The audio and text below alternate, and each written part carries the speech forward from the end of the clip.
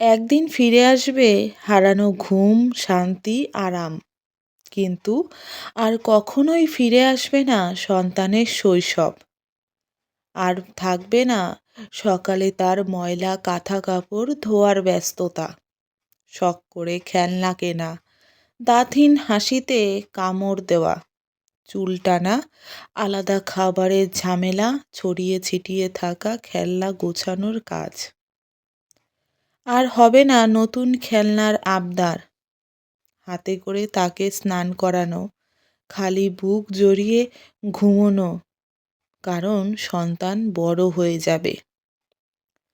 যে যন্ত্রণা ও রক্ত ঘামের বিনিময়ে তাকে জন্ম দিয়েছিলাম, সেই দিনের ব্যথা কেবল স্মৃতি হয়ে থাকবে।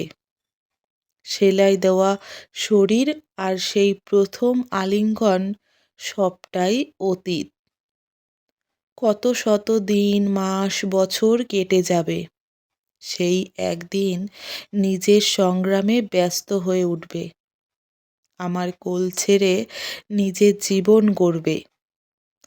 যে মুখটা বুলিয়েও বলতে পারত না, তার সাথে আর মা বলে ডাকাডাকি হবে না, কথা হবে না আগের মতো। তখন আমাদের তাকে ঘিরে থাকা সব ব্যস্ততাকে বিদায় জানাতে হবে, কারণ সে নিজের জীবনে ব্যস্ত হয়ে যাবে। শৈশবটা তার মনে থাকবে না, কিন্তু আমাদের স্মৃতিতে যে থাকবে চিরকাল।